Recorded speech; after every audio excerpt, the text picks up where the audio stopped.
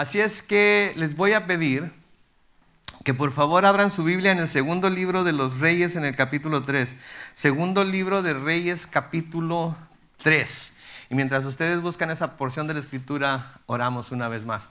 Padre Celestial, al abrir tu palabra ahora, pedimos, como siempre, que tu Espíritu Santo nos guíe a través de ella, nos enseñe lo que tienes para nosotros hoy, y que por lo que vamos a ver hoy en ella, acerca de quién tú eres, de las cosas que haces y las cosas que has hecho, que podamos salir de este lugar inspirados, oh Dios, a tener mayor fe en ti, a creerte a ti en lo que nos dices y a verte a la luz de lo grandioso que eres y lo grandioso de tu poder y gracia. Bendice este tiempo en tu palabra entonces, en el nombre de Cristo Jesús, y todos decimos amén. Muy bien, pues tenemos el final aquí del capítulo 3 del segundo libro de Reyes. Ya ha sido una historia bastante interesante la que hemos estado viendo ahora, al ver a el hijo de Ahab, que era Jorán, el rey del reino del sur, que era Josafat, y al rey de Edom unirse para ir a luchar en contra del rey Mesa, rey de Moab, porque el rey de Moab había estado pagando tributo a Ahab, pero cuando él murió decidió que ya no iba a pagarle tributo a su hijo Jorán, y Jorán invita a los otros dos reyes a que les ayude a volver a someter al rey. Entonces el rey Jorán y el rey de Edom, acompañados por el rey Josafat de Judá, van a enfrentar al rey Mesa de Moab, porque ha decidido que no seguirá pagando tributo a Joram de Israel. Ahí es en donde estamos ahorita. En el camino, ¿sí?, al librar esta batalla o esta lucha que estos tres reyes iban a tener con el rey Mesa, se les acaba el agua. Se les acaba el agua y no van a tener agua ni para ellos, ni para sus ejércitos, ni para sus bestias.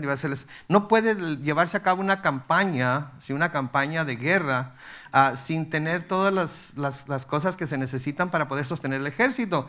Y una de las cosas que se necesitarían sería precisamente el agua. Sí, entonces se les acaba el agua y Josafat, el rey de Judá, sugiere que vayan con algún profeta del Señor para consultar a Dios por medio de él.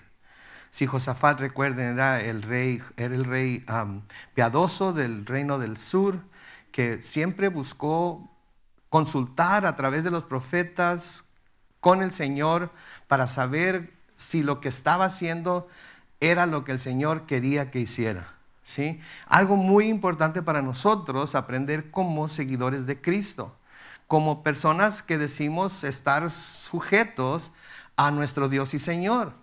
Si estamos sujetos a nuestro Dios y Señor, entonces quiere decir que todo aquello que emprendemos, primero tenemos que pasarlo, por así decirlo, delante del Señor para ver si eso es lo que quiere que nosotros hagamos. A menudo creemos que porque vamos a hacer alguna cosa que no tiene nada de malo, que es bueno, de hecho, a menudo creemos que definitivamente debe ser la voluntad de Dios, por lo tanto no tengo por qué pedirle su opinión, no tengo por qué pedirle que me dirija, no tengo por qué pedir, sé que esto es bueno, entonces Dios no puede estar en contra de hacer algo bueno. Pero no todo lo que es bueno necesariamente es la voluntad de Dios para nosotros. Hay cosas buenas, ¿sí?, que quizás nosotros queramos poner en práctica en nuestras vidas, pero eso no es lo que Dios tiene para nosotros. Así es que siempre debemos buscar al Señor. Entonces van a buscar a Eliseo, que había sido el siervo de Elías o el ayudante de Elías. Y aunque Eliseo no quiere tener nada que ver con Jorán, hijo de Ahab, por el respeto que tiene por el rey Josafat de Judá, decide consultar al Señor por ellos. Y vimos la semana pasada, ¿verdad?, cómo por la fidelidad de Josafat, porque Josafat era un rey que buscaba al Señor y porque el Señor honraba eso, resultó bendecido también Jorán, que no lo hacía. Y vimos cómo nosotros como cristianos debemos de ser bendición para inclusive aquellos que no creen como nosotros, aquellos que no son parte de nuestra iglesia, aquellos que quizás hasta estén en oposición a lo que nosotros creemos y hasta nos hayan rechazado en un momento dado por hablarles de lo que nosotros creemos. Entonces, tomando eso en cuenta, en el versículo 15, noten lo que dice ahí. Después de que Eliseo les dice que si no fuera por Josafat, él no tendría nada que ver con Jorán. Después les dice, pero bueno, tráiganme un tañador, que dijimos era un músico, y mientras el tañador tocaba, la mano del Señor vino sobre Eliseo. ¿verdad? Y vimos la importancia de la adoración y la alabanza en el culto a Dios. Vimos cómo la adoración y la alabanza nos prepara para encontrarnos con el Señor, para escuchar la voz del Señor. Nos prepara para poder recibir lo que el Señor tiene para nosotros. La adoración y la alabanza no es el show antes del show, ¿ok? La adoración y la alabanza tienen tanta importancia como la predicación, ¿sí? Porque la palabra de Dios nos dice que Dios mora en las alabanzas de su pueblo. Entonces, si creemos que Dios mora en las alabanzas de su pueblo y cuando nos reunimos a adorarle y alabarle, su presencia va a estar ahí, entonces nosotros debemos de buscar estar en esa adoración y alabanza. Sí, entonces es importantísimo que lo veamos de esa manera, porque a menudo tomamos el tiempo de alabanza, o cuando menos el primer canto, los primeros 2 cantos, como calentamiento, ¿verdad? Apenas empezaron, apenas están tocando el primer canto. Recuérdense que tocan 4 y luego dan los anuncios y luego otra vez tocan otra y es para la ofrenda, etc. Y nos aprendemos el programa, ¿sí? Y nos aprendemos el programa y entonces empezamos a ver las diferentes etapas o partes del culto a Dios, como algunas son dignas de tomarse en cuenta, pero otras no tanto, ¿verdad? Y no, de principio a fin el culto a Dios es importante. Tiene algo que nosotros estamos ofreciendo a Dios y tiene algo que Dios quiere decirnos a través de ello. Ahora, otra cosa que debemos ver aquí en el versículo 15 también es que yo creo que este tañedor, que no se nos da ni su nombre, no se nos da el nombre del músico ni nada, yo creo que él nunca se imaginó que con su música iba a ayudar a que el mensaje de Dios se presentara delante de estos 3 reyes por medio de Eliseo. No creo que él haya pensado que cuando se le habló para que tocara para Eliseo, no creo que él haya pensado, uy, qué bueno, ahorita cuando empiece a tocar, la mano del Señor va a venir sobre el profeta. No creo que ese haya sido que se haya imaginado eso. Pero noten que al usar su talento, el talento que Dios le había dado, el poder de Dios vino sobre el profeta. El poder de Dios vino sobre el profeta. Entonces este tañedor pudo haber dicho no voy, este tañedor pudo haber dicho ¿y quién es Eliseo? Este tañedor pudo haber dicho muchas cosas, pero decidió usar el talento que Dios le había dado para servirle tocando para el profeta.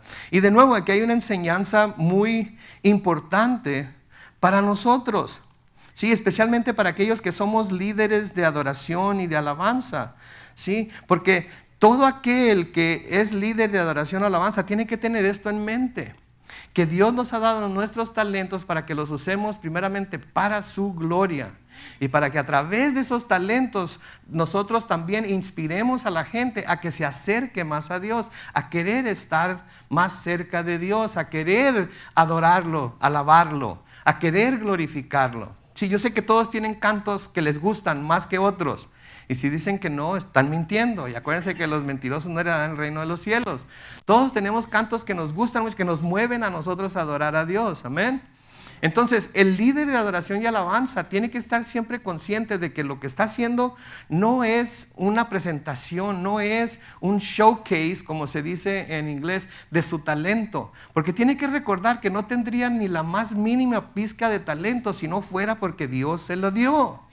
Y tiene que usar ese talento en todo su esplendor, en toda la extensión de la palabra, única y exclusivamente para adorar a Dios y ayudar a otros a que adoren a Dios. ¿Sí? Por eso son líderes de alabanza, están liderando a la congregación en la adoración de Dios. Y tienen que pensar en los cantos que van a tocar y tienen que pensar de qué se trata ese canto y cómo es que ese canto va a ayudar a que la congregación se acerque al Señor. Tienen que pensar, pedirle al Señor que lo dirija o la dirija en cuanto a qué cantos escoger, ¿sí? Para que tenga la habilidad para escoger cantos que van a ir de acuerdo con el mensaje que Dios tiene para nosotros ese día. Una cosa que yo no hago como pastores, yo no les digo a los líderes de alabanza qué tocar. ¿Ok? ¿Por qué? ¿Tengo ideas de qué deberían de tocar? Claro que tengo ideas de qué deberían de tocar. Pero yo no les digo qué tocar porque quiero que ellos mismos busquen al Señor y escuchen la voz de Dios para que Él les diga qué van a tocar. Para que Él los mueva por su Espíritu Santo a tocar lo que tienen que tocar. Y no podemos nosotros aplicar este principio solamente a los líderes de adoración y alabanza, ¿sí? Todo lo que se hace en servicio al Señor en la iglesia debe de ser con el objetivo primero de traerle gloria a Él. Eso debe ser lo primero, traerle gloria a Él. Y luego, el segundo objetivo es el inspirar a los santos a que se acerquen más a Dios. No importa qué ministerio sea, si es el ministerio de niños, si es el ministerio de jóvenes, si es el ministerio de jóvenes adultos. Los líderes de esos ministerios, su propósito no es necesariamente ser los mejores maestros o los más elocuentes la razón que están ahí es para buscar acercar a aquellos que están bajo su tutela más a Dios. Eso es lo que se debe estar buscando hacer, eso es lo que se debe hacer. El ministerio de audio, ¿sí? Video, hospitalidad, proyección, el ministerio de damas, inclusive hasta el grupo de lectura, todo esto debe de tener en cuenta que la primera razón de ser, la primera razón por la que existen es para glorificar a Dios. Y luego para que los que asisten a ese ministerio, para los que están en ese ministerio, ¿sí? buscar inspirarlos para que se acerquen más a Dios. Si no estamos logrando ese objetivo, si eso no es el objetivo principal de reunirnos como iglesia, de predicar la palabra, de estudiar la palabra juntos, de cantarle al Señor, etcétera, etcétera. Si no estamos logrando eso, entonces estamos fallando, porque esa es la única manera que yo sé, ¿sí? Es la única manera que yo sé en la que podemos hacer discípulos de Jesucristo, ¿sí? Inspirando a la gente a que ame más al Señor, a que se entreguen más al Señor. Y va a haber gente que lo va a hacer, va a haber gente que va a sentir el llamado del Espíritu, va a haber gente que va a sentir el poder del Espíritu, la mano de Dios sobre ellos, así como sucedió con Eliseo. Pero ¿saben qué? Va a haber otros, quizás en igual o mayor cantidad, que no lo van a sentir. ¿Por qué? Porque sí vienen a la iglesia, sí están aquí, sí hacen todos los deberes religiosos que se tienen que hacer, pero no están buscando a Dios. Y no es porque aquellas personas que están en el ministerio no estén haciendo todo lo posible por inspirarlos para ello, sino porque simplemente vienen con la idea de que están cumpliendo su deber religioso, pero no con la idea de que vienen a encontrarse con el Dios viviente. Si todos viniéramos a la iglesia con la idea de que nos vamos a encontrar con el Dios viviente, nos vamos a encontrar con el Dios del universo, vamos a tener comunión con Él a través de todo lo que hagamos, entonces vamos a estar todos asombrados de lo que vamos a ver que el Señor va a hacer en nuestras vidas. Como oraba Jesús, que no vayamos a salir de aquí como entramos. Que salgamos de aquí con una visión más amplia, más clara, que salgamos aquí más asombrados del poder de nuestro Dios, de lo que Él puede hacer, de lo que únicamente Él puede hacer y de que Él quiere obrar con su poder en nuestras vidas y transformarnos.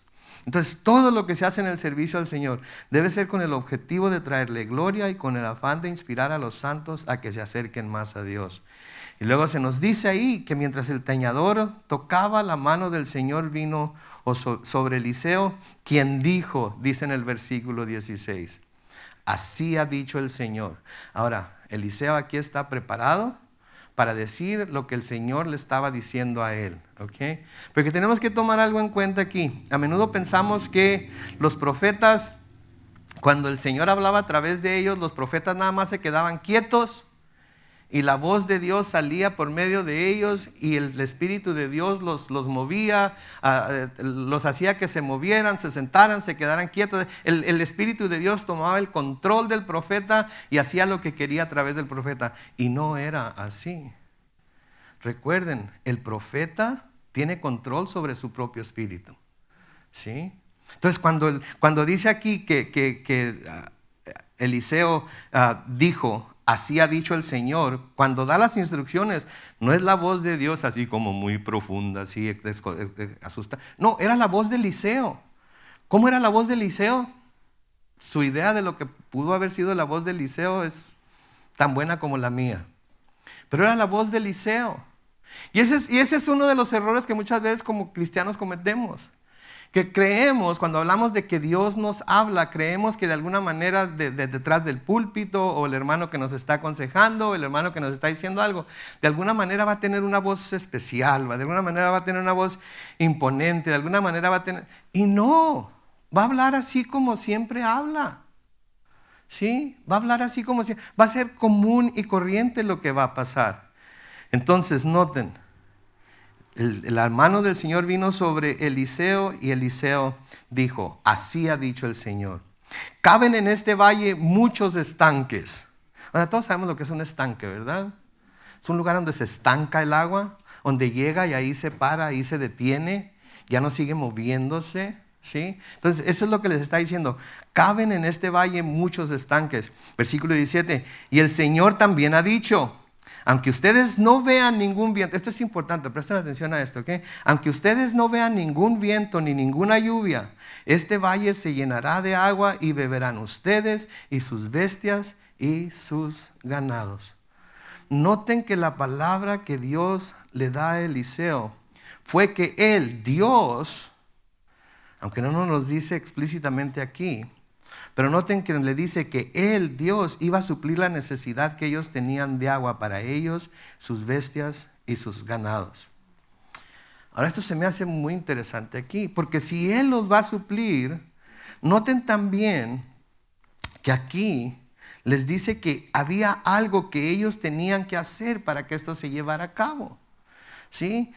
Aunque Dios había dicho que Él lo iba a hacer y que iban a tener suficiente agua para ellos, sus bestias y sus ganados, sin embargo también había algo que ellos tenían que hacer para que esto se llevara a cabo. ¿Sí? Había algo que ellos tenían que hacer para que esto se llevara a cabo. ¿Y qué era esto? Tenían que cavar estanques para que se llenaran de agua. Pero luego yo soy muy preguntón. Yo cuando estoy estudiando la palabra me vienen preguntas de todos lados. Y trato de hacerme preguntas que quizás la congregación pudiera hacer, ¿sí? Y entonces trato de contestarlas yo mismo para si alguien tiene la misma pregunta que yo, puedan tener la contestación también. Y la primera pregunta que vino a mi mente cuando estaba haciendo esto, y quizás ustedes ya la pensaron, es esta. Si todo el valle se iba a llenar de agua, ¿para qué tenían que cavar estanques? ¿Qué onda, Señor? Si de todas maneras vas a llenar todo de agua, ¿qué caso tiene que nos pongas a trabajar? ¿Qué caso tiene que nos digas que agarremos, y no sé si eso es lo que hubieran usado, que agarremos picos y palas y azadones y escarbemos estanques, hagamos estanques, si de todas maneras todo el valle va a estar lleno de agua? ¿Ustedes no hicieron esa pregunta cuando leímos esa parte? No, yo sí me la hice. ¿Qué onda, Señor? ¿Para qué? ¿Para qué? ¿Para qué les pides? Si tú ya lo vas a hacer, ¿qué caso tiene que ellos se muevan? ¿Qué caso tiene que ellos trabajen? ¿Sí? Algo que podemos ver a través de muchos de los milagros hechos en el Antiguo Testamento, que las palabras de los profetas comunicaban al pueblo, es que a menudo las palabras y promesas de Dios a través de los profetas iban acompañadas de instrucciones para quien querían ver esos milagros o para quien querían que Dios obrara de parte de ellos. Entonces la gente iba y le pedía algo a Dios y decía, ok, entonces ustedes tienen que hacer esto o tienen que hacer esto otro. Y es que en esas instrucciones es en donde la fe del ser humano y la provisión divina se unen. ¿Sí? A menudo nosotros pensamos o vemos la fe como algo pasivo. Yo creo, así es que me puedo sentar aquí y no hacer absolutamente, y Dios va a hacer que esto suceda. Esa es la idea que nosotros tenemos de la fe, ¿no es cierto? Creemos en Dios, creemos que le podemos pedir y que Él va a contestar positivamente. No sé de dónde sacamos esa idea de que Él siempre va a contestar positivamente, pero creemos que va a contestar positivamente. Y entonces, como ya le pedí, ahora me siento a esperar. Me siento a esperar. Así como me decía mi papá a mí, ustedes parecen pajaritos, ¿verdad? Creen que nada más se tiene que abrir el pico y ¿qué va a pasar? La mamá pájara va a llegar y les va a... No, se tienen que levantar y hacer por ustedes, aunque seamos niños, ¿no es cierto? La mamá nos llama a comer y ¿qué tenemos que hacer? Ir a la mesa a comer. Tráemelo a la cama. ¿Cuántos le dijeron eso a su mamá alguna vez?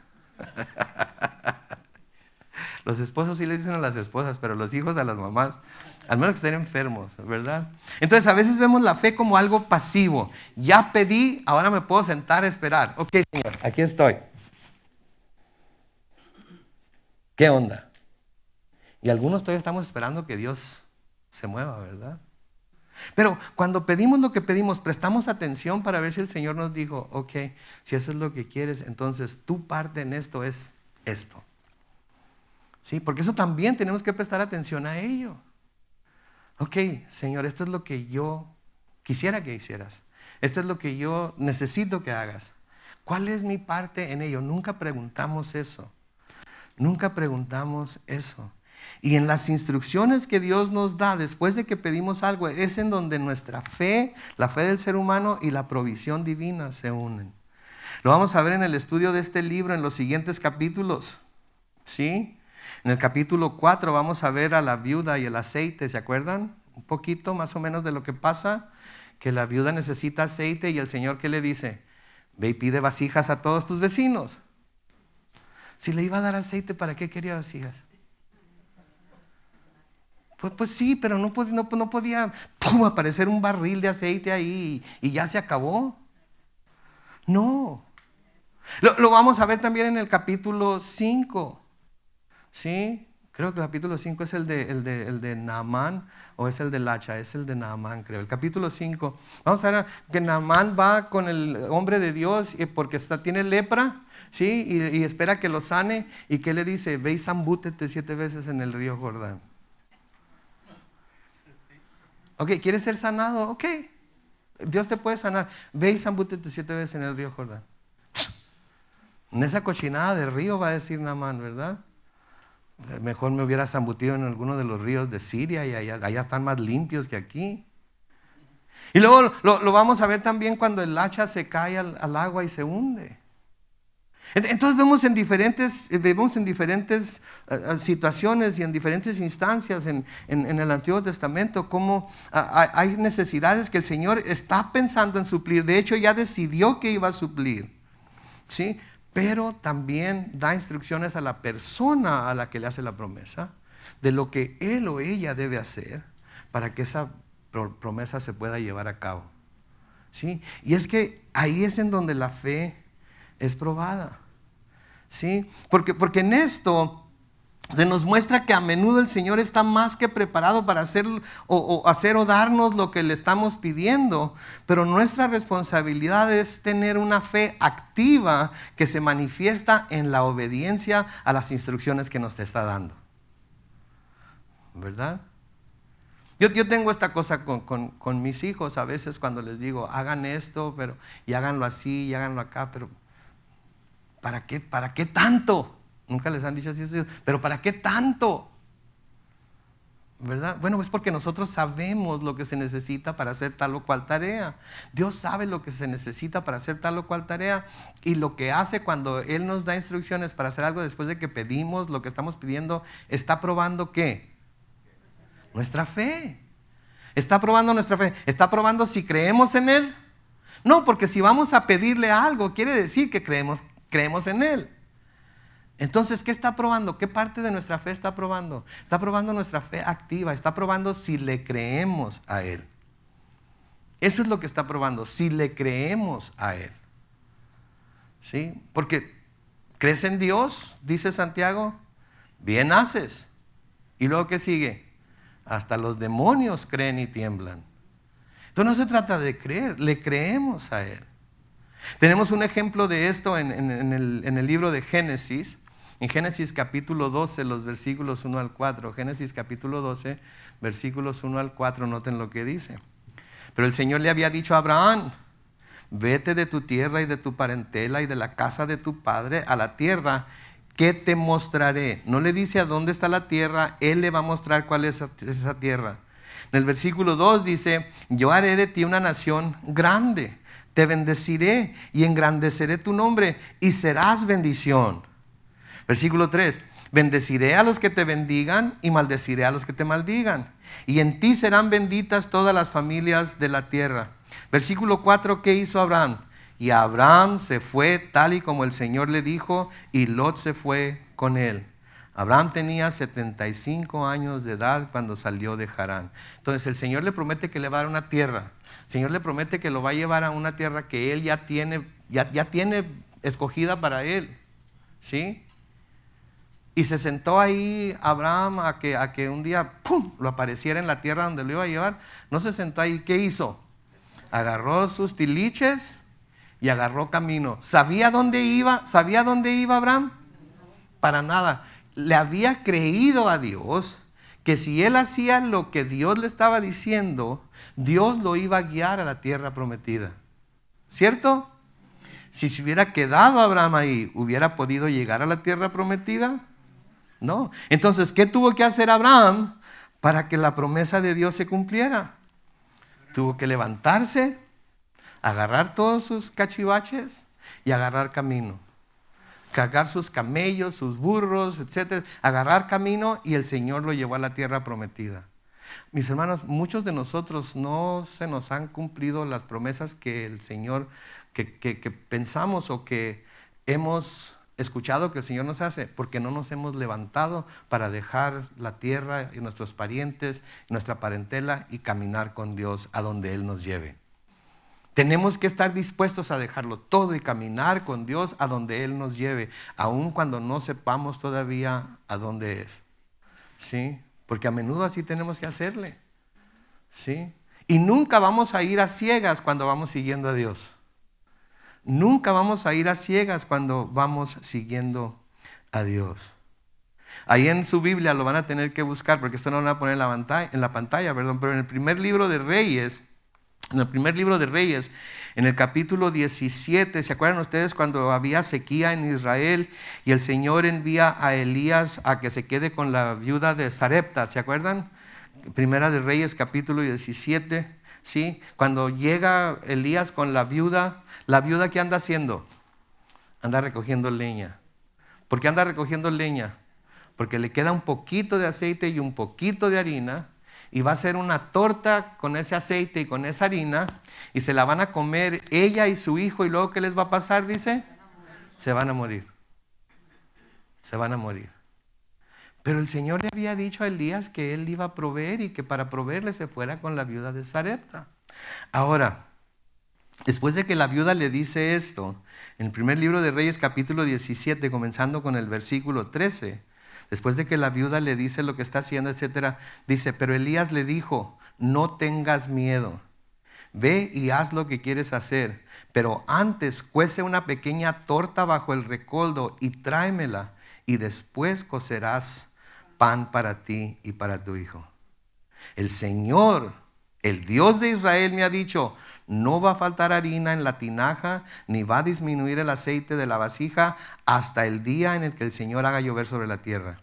Versículo 15, la viuda, ¿qué pasó? Hizo lo que Elías le dijo, y los tres comieron durante muchos días, y tal y como el Señor se lo prometió a Elías, no faltó harina en la tinaja, ni bajó de nivel el aceite en la vasija. ¿Qué tuvo que hacer la viuda para que la provisión de Dios se llevara a cabo? Creer, obedecer. Creerle que aun cuando le quedaba nada más lo suficiente para ella y para su hijo, si ella hacía lo que Dios le estaba diciendo a través del profeta, ¿sí?, no le iba a faltar qué comer. Y en su obediencia vino la provisión de Dios. A veces carecemos cosas simplemente porque no estamos dispuestos a dar lo poco que tenemos, porque tenemos la idea de que si damos lo poco que tenemos, ¿qué pensamos? ¿Y luego yo con qué me quedo? ¿Y luego yo cómo le voy a hacer? Y luego cuando me falte a mí, ¿quién me va a dar a mí? Si el Señor nos está llamando a dar, mis hermanos, créanme que el Señor nos está llamando a dar, si el Señor nos está llamando a ser generosos con lo poco que tenemos. Nunca vamos a poder dar nosotros más de lo que el Señor está dispuesto a darnos. Pero como la viuda tenemos que estar dispuestos a usar el último puño de harina y la última medida de aceite y darle al profeta primero lo que esto simbolice para cada uno, depende de la situación de cada uno, y estar convencidos de que la provisión de Dios nunca nos va a faltar. Entonces la viuda tuvo que obedecer y tuvo que hacer lo que Dios le dijo a través del profeta para que la promesa de Dios se llevara a cabo. Y noten, no les faltó el aceite y no les faltó la harina. ¿Por qué? Porque Dios cumple sus promesas. Porque Dios honra la obediencia de aquellos que se llaman sus hijos, de aquellos que dicen seguirle, de aquellos que están sometidos a Él. ¿Saben lo que quiere decir estar sometido? Sí. Quiere decir que estamos debajo de Él para hacer lo que a Él le plazca hacer. Cuando a Él le plazca hacerlo y cómo a Él le plazca hacerlo. Eso quiere decir que estamos sometidos. Eso es lo que quiere decir básicamente negarnos a nosotros mismos. Ya no importo yo ni mis opiniones, ya no importo yo ni mis deseos, ya no importo yo ni mis preocupaciones, ni las prioridades que yo pudiera tener en mi vida. Ahora importa Él por sobre todas las cosas, inclusive sobre mis propios deseos. Y me someto a Él, aunque en el momento no tenga idea de cómo esto que me está pidiendo que haga o está dejando que pase en mi vida, de alguna manera puede ser para mi provecho. Pero le creo a Él, ¿sí?, que todas las cosas obran a bien para aquellos que aman al Señor y son llamados conforme a su propósito. Le creo. Por lo tanto, estoy libre para hacer lo que Él me dice, aunque no lo entienda. Y créanme que a veces no lo entiendo. Pero tengo que confiar. Y la única manera que yo puedo demostrar que confío en Él es como sometiéndome a su dirección y haciendo lo que Él me dice. A pesar de que para mí, Señor, yo no veo claro aquí, pero, ¿verdad? Como Pedro, cuando el Señor le dice, echa la red del otro lado. ¿Se acuerdan lo que dice Pedro? Ay, Señor, hemos estado pescando toda la noche y no hemos agarrado. Pero ¿qué le dice? Pero porque tú dices, lo voy a hacer. ¿Y qué sucedió? ¿Se acuerdan lo que sucedió? Tuvieron que llamar a otra barca para que les ayudara, ¿no es cierto? ¿Qué no es eso lo que queremos ver en nuestras vidas también? En todo aspecto de nuestra vida. Todo aspecto de nuestra vida, especialmente en el aspecto espiritual de nuestra vida. Sí, pero también en el aspecto financiero, también en el aspecto de familia. En todo queremos ver esa abundancia de Dios, de ser suplida para nosotros. Pero tiene que haber obediencia a lo que el Señor nos está diciendo que debemos dejar y a lo que debemos tomar. Ahora quizás estén pensando, ok, pastor, pero eso en el Antiguo Testamento nada más, ¿no? En el Nuevo Testamento eso no es algo que nosotros debemos de estar practicando, no es la misma experiencia. Pues saben que en el Nuevo Testamento de hecho se usa la experiencia de Abraham para ilustrar lo que es la fe activa. Se usa la experiencia de Abraham para ilustrar lo que es la fe activa. En Hebreos capítulo 11, en el versículo 8, noten lo que dice. ¿Por qué? Por la fe. O sea que porque Abraham le creyó a Dios, ¿qué hizo? Abraham obedeció cuando fue llamado y salió sin saber a dónde iba y se dirigió al lugar que iba a recibir como herencia. Entonces, Abraham se usa en el Nuevo Testamento como la ilustración de lo que es la fe activa. Y se está usando con cristianos, judíos, si bien es el caso aquí, se está usando con cristianos judíos, pero se está usando para que vean a lo que se parece la fe activa. ¿Sí? Y esto demuestra el principio de que Dios quiere que nos preparemos para la bendición que Él quiere traer sobre nuestras vidas. ¿Y cómo nos preparamos para eso? Haciendo los graneros más grandes, comprando una bolsa más que le quepa más. ¿Sí? No, ¿sabe cómo lo quiere hacer? Quiere hacerlo sabiendo que nosotros lo escuchamos, sabiendo que estamos anticipando ya, aunque no lo veamos. Sabemos que estamos anticipando que Él va a obrar y estamos listos para la obra que Él va a hacer en nuestras vidas. ¿Sí? El agua sería proveída por Dios, pero había algo que el pueblo tenía que hacer para prepararse para recibir la bendición de Dios. Y cuando Dios quiere que nos preparemos para la bendición que traerá, nos da cosas para hacer, pero cosas que podemos hacer. Nunca nos pide que hagamos cosas que no podemos hacer. Sí, Dios no es así. Dios siempre nos da cosas o nos pide que hagamos cosas que Él sabe que podemos hacer, que nos ha dado la habilidad para hacer. Y cuando hacemos esas cosas y mostramos esa fe activa, Él honra esa fe. Ahora, ¿notaron lo que les dijo en la segunda parte del versículo 17? Vuélvanse a Segunda de Reyes capítulo 3 y miren la segunda parte del versículo 17. Les dice ahí, aunque ustedes no vean ningún viento ni ninguna lluvia, este valle se llenará de agua. Noten, aunque ustedes no vean ningún viento ni ninguna lluvia, este valle se llenará de agua. Si lo que el Señor les estaba diciendo aquí a través de Eliseo era que Él iba a producir el agua sin necesidad de ningún viento, sin necesidad de ninguna tormenta y sin necesidad de ninguna lluvia. Él iba a producir el agua. Simplemente por su palabra, simplemente porque Él tenía el poder para hacerlo, ¿sí? Todos nosotros esperaríamos que cayera un aguacero tremendo, ¿verdad? Eso era lo que esperaríamos todos, ¿sí? Pero el Señor no obra como nosotros pensamos que debe obrar. El Señor obra de acuerdo a su perfecta voluntad. Y aquí les está diciendo a ellos, miren, no hay ningún viento, ¿cierto? No lo hay. No hay ninguna lluvia, ¿cierto? No, no está lloviendo. Pues ahí como la ven, sin que ninguna de esas cosas suceda, este valle se va a llenar de agua. Ahora, hay unas maneras tan fáciles de razonar sobre pasajes como este.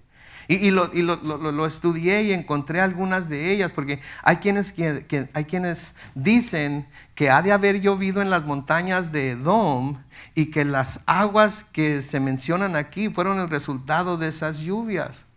Pero por como está escrito lo que está escrito aquí, yo creo que este fue el resultado de que el Señor hizo que apareciera esta agua de la misma manera que lo había hecho en la creación.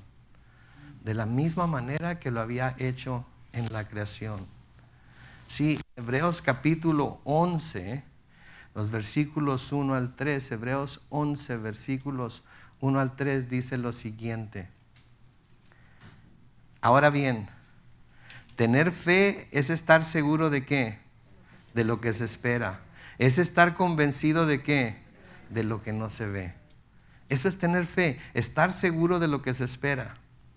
Los israelitas, Jorán, el rey de Edom, a Josafat, tenían, porque el Señor les dijo que iba a haber agua, tenían que estar seguros de que el agua iba a venir, tenían que estar convencidos que aunque no miraran ninguno de esos elementos, el agua iba a estar ahí.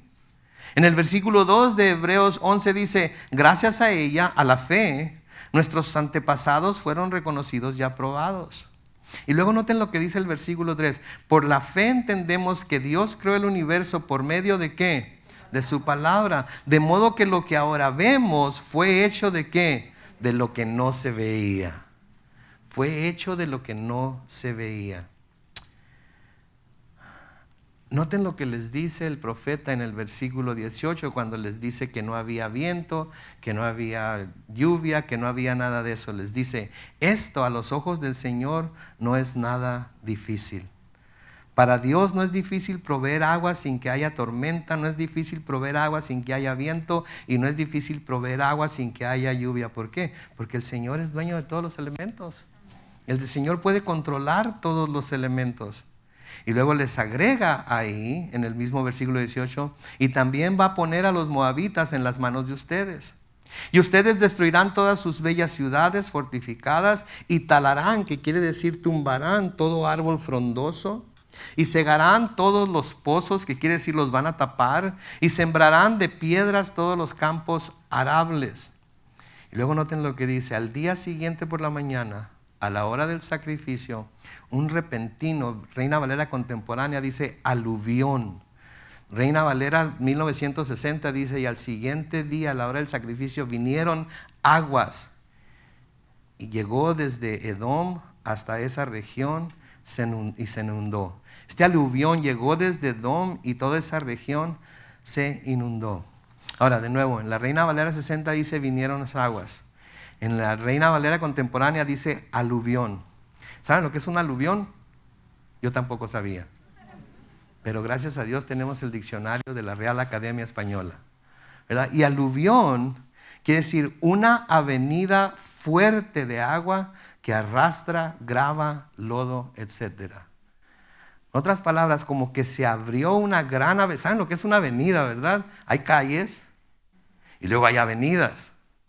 Entonces, como que en el mismo desierto se abrió una grande avenida por la cual descendió un montón de agua, arrasando con todo lo que encontraba. Ahora, otra cosa curiosa. La palabra hebrea que se traduce aquí, aluvión, es la palabra ma'im, que significa agua, corriente, manantial, mar, río o vado. ¿Ok? ¿Se notan que no menciona nada de lluvia? Ahora quiero que vean esto. En Génesis capítulo 1, los versículos 1 y 2, todos lo conocen. Génesis capítulo 1, versículos 1 y 2. Dice, Dios en el principio creó los cielos y la tierra. La tierra estaba desordenada y vacía. Las tinieblas cubrían la faz del abismo y el Espíritu de Dios se movía sobre ¿qué? La superficie de las aguas. ¿Cuándo llovió para producir agua? Nunca. De hecho, ¿ustedes saben cuándo fue la primera vez que llovió en la tierra? Cuando el diluvio. ¿Ok? Hasta ese día del diluvio en la tierra no había llovido. Pero había aguas por encima de las nubes, había aguas debajo de la tierra. Y luego se nos dice que Dios separó las aguas unas de otras y los llamó mares, etcétera, etcétera. Y todo lo se confeccionó ¿de qué? De la nada. De la nada. ¿Ustedes creen que Dios todavía producir algo de la nada? Yo creo que sí. Dios todavía puede producir algo de la nada, pero Él es el único que puede producir algo de la nada. El hombre nunca podrá producir nada de la nada. Es más, ni Satanás puede. Ni Satanás puede. ¿Sí? El único que puede producir algo de la nada es Dios. Y estas aguas que el Señor hizo que descendieran de Edom, no vinieron por medio de una lluvia, vinieron porque Él, por su palabra, las hizo que brotaran. Ahora noten el versículo 21 de Segundo de Reyes capítulo 3. Y al saber los de Moab que los reyes se disponían a atacarlos, todos ellos se juntaron, desde los que apenas podían ponerse la armadura hasta los más experimentados, y tomaron sus puestos en la frontera. Ahora, cuando habla de los que apenas podían ponerse la armadura, tenemos que acordarnos que hay gente que ya es del ejército y ha tenido luchas y batallas en el ejército, y hay otra gente que no es experta en ello, ¿verdad? Entonces, lo que está diciendo aquí es que el rey de Moab reclutó a todo tipo de gente, con experiencia y sin experiencia, y tomaron sus puestos en la frontera. Versículo 22. Y al día siguiente, cuando los moabitas se levantaron, vieron a la distancia que el reflejo del sol sobre las aguas las hacía verse rojas como sangre. No las convirtió en sangre, no eran sangre. El reflejo del sol las hacía que se vieran rojas como sangre. Esa palabra como es muy importante cuando habla de que algo es como algo más. Porque a menudo se puede interpretar como que Dios cambió algo en otra cosa, y aunque lo hace, lo ha hecho, lo hizo, y estoy seguro que lo sigue haciendo, de todas maneras, en este caso, ¿sí? Entonces era rojas como sangre. Versículo 23. Entonces gritaron, esta es la sangre de una batalla. Seguramente los reyes han luchado entre sí y han matado a sus propios compañeros. Vamos, moabitas, al botín. O sea que están pensando, los tres reyes se han de ver enojados los unos con los otros, se agarraron espadazos, mataron cada uno a sus ejércitos, ¿sí? Así es que ahora vamos nosotros a agarrar el botín o todo lo que hubiera quedado. Versículo 24. Pero cuando los moabitas llegaron al campamento de Israel, se levantaron los israelitas y los atacaron. Y aunque los moabitas trataron de huir, los israelitas los persiguieron y los mataron, y asolaron las ciudades y en todos los campos fértiles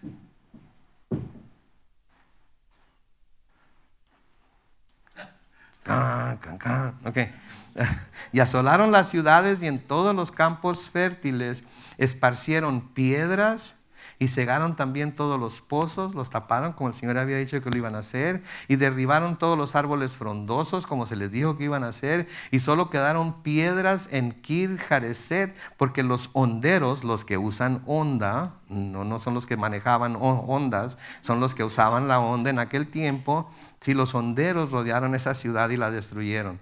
Cuando el rey Moab vio que había perdido la batalla, tomó consigo 700 hombres hábiles con la espada y quiso atacar al rey de Edom, pero no lo consiguió.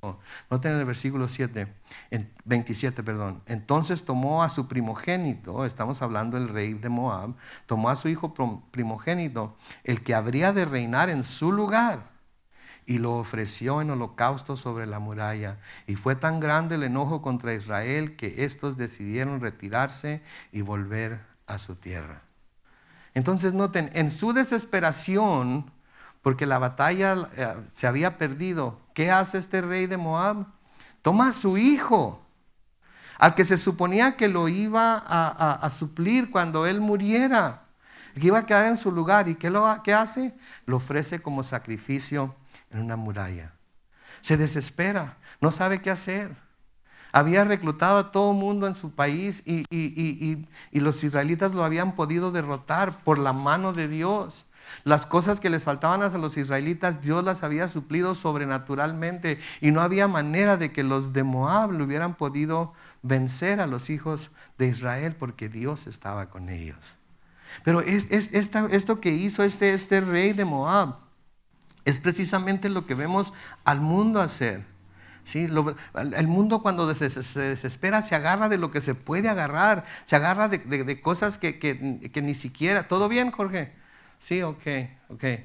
No se lastimó ni un escritorio ni nada. Ok. Un niño, disculpe. Pero yo sé que hubiera venido a decir, ¿verdad? Ok. Entonces, ¿dónde me quedé? Entonces, se desesperan y se agarran de lo que pueden agarrarse para tratar de solucionar el problema. ¿Sí? Una mujer sale embarazada y quizás no es casada y no sabe cómo le va a hacer para cuidar de este niño, no sabe cómo le va a hacer para mantenerlo, no sabe ¿y cuál es la primera solución que encuentra? ¿Verdad? Cuando hay tantas otras soluciones. ¿Sí? Un joven le están haciendo bullying y le están diciendo todo tipo de cosas y se están riendo de él y están burlándose de él y lo están torturando en la escuela. Y muchos jóvenes, ¿qué es lo primero que hacen? ¿Por dónde les agarra? Por acabar su vida, porque no lo soportan. ¿Sí? Hombres y mujeres que no son felices en su matrimonio, porque pusieron las esperanzas de su felicidad en un ser humano igual de imperfecto que ellos. ¿Sí? Pusieron su esperanza de felicidad en un ser humano igual de imperfecto que ellos. Y en algunas veces peores, ¿verdad? Dependiendo de cada uno. ¿Y cuál es lo primero que buscan para la única solución es qué? Divorciarnos, agarrar cada quien por su lado. Ahora, no lo estoy diciendo para condenar a nadie que pudiera ser divorciado entre nosotros. El divorcio no es el pecado imperdonable, y hay inclusive situaciones en las mismas escrituras en las que, si bien el divorcio no es abiertamente permisible, de todas maneras se da una salida para aquellos que están en ciertas circunstancias.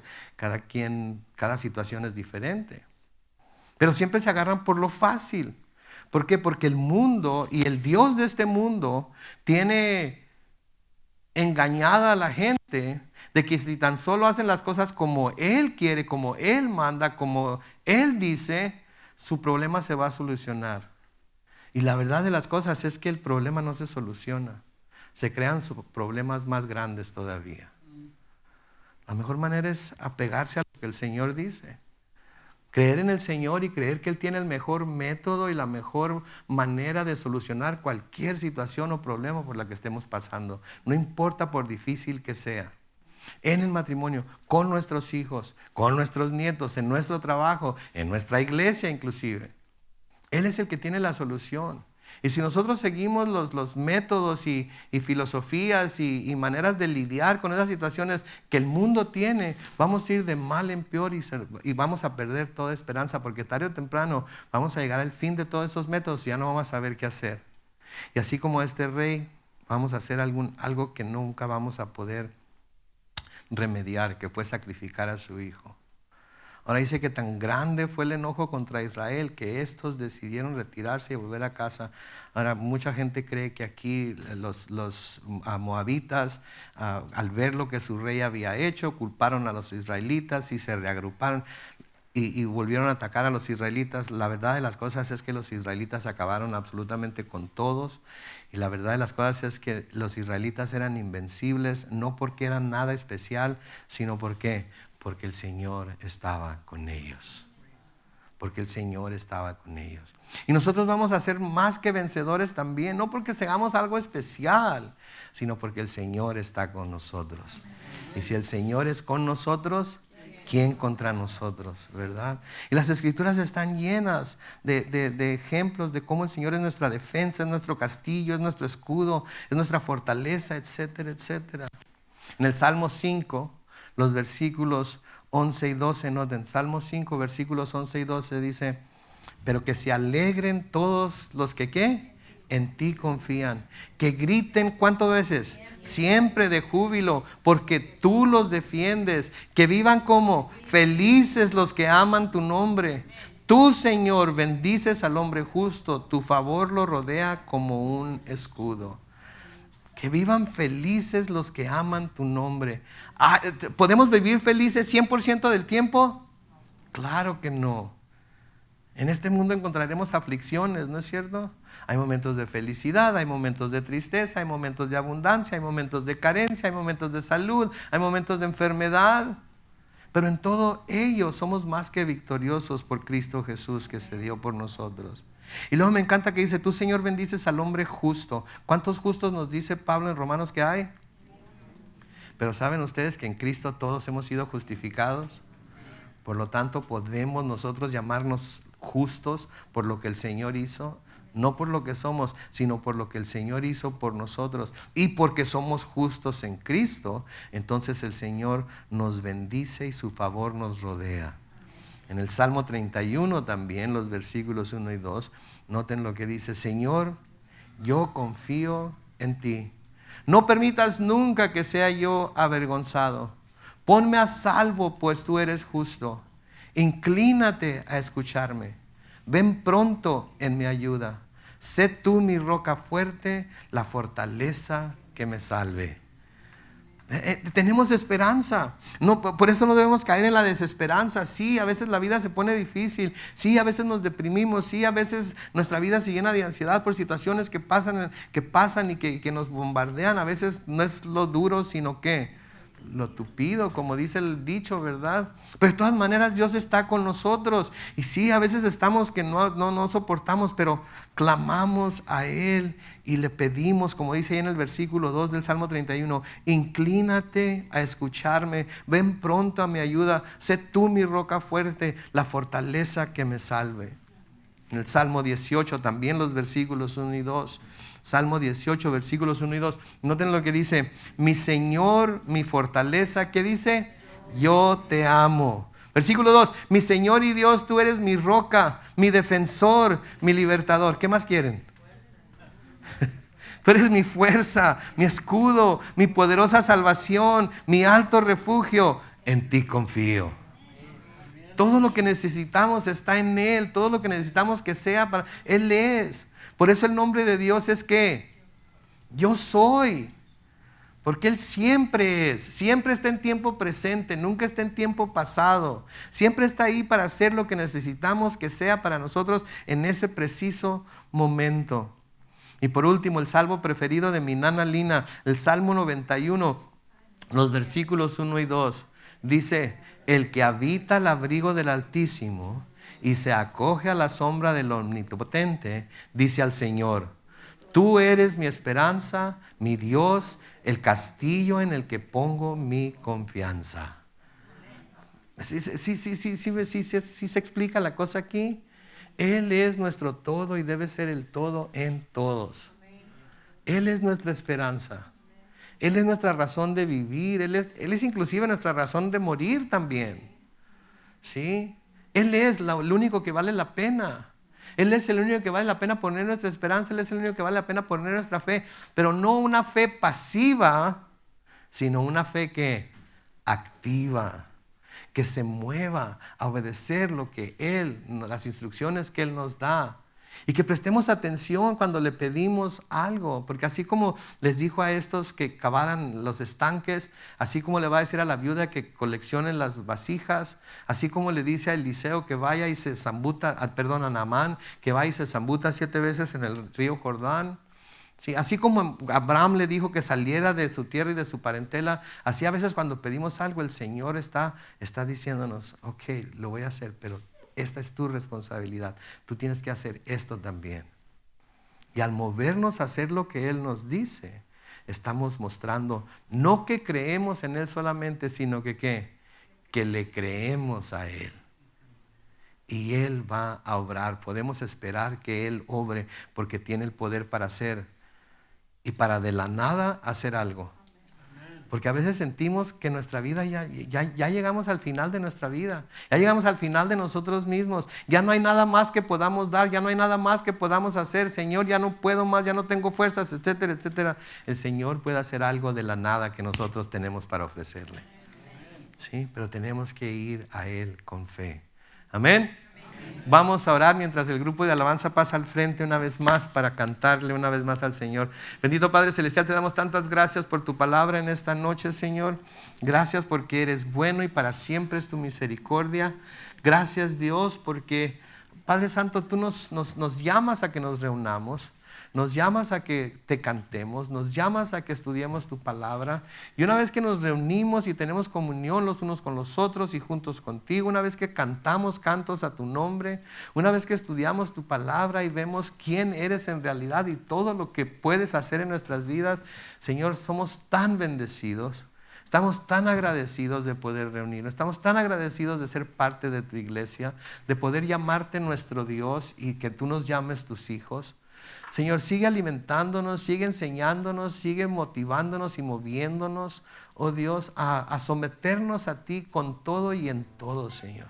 Sabiendo que a todo lo que sometamos a ti, tú, Señor, lo vas a tomar y lo vas a usar y nos vas a bendecir con mucho más de lo que nosotros pudiéramos someter delante de ti. Danos ese corazón de sumisión, Señor, el corazón de Abraham, el corazón de Elías, el corazón de Eliseo, Señor. Danos ese corazón de Josafat, inclusive, para buscarte en todas las cosas que emprendemos, oh Dios, y no hacerlas como nosotros queramos, como el rey Jorán lo estaba haciendo o lo estaba queriendo hacer, o como su padre Ahab lo hacía, sino que busquemos siempre buscar en ti la dirección, las instrucciones que tú quieres dar para que podamos recibir tu bendición. Ayúdanos, oh Dios, día tras día a prepararnos para recibir esa bendición que solo tú puedes dar. Y a confiar en ese Dios que puede hacer algo de la nada. Que sabemos que le podemos entregar lo poco que tenemos. Y tú lo puedes multiplicar así como aquellos panes y aquellos peces. Que como la viuda podemos dar nuestras últimas 2 blancas y no nos va a faltar absolutamente nada. Que como la viuda de Sarepta podemos usar nuestra última medida de aceite y nuestra última medida de harina para hacer con ella lo que tú nos estás llamando a hacer, y que nuestra vasija no va a quedar sin aceite, no va a quedar sin harina, Señor. Que siempre vamos a tener lo necesario. Ayúdanos a no temer, sino a confiar en que tú eres nuestra fortaleza, nuestro escudo, nuestra salvación. Gracias, Dios. Gracias, Señor, porque podemos contar contigo en toda situación. No importa que estemos viviendo, no importa que estemos pasando, tú eres nuestra esperanza. Ayúdanos a no caer en la desesperación como el mundo tiende a caer. Ayúdanos a siempre estar confiados en ti. En el nombre glorioso de Cristo Jesús. Y todos decimos...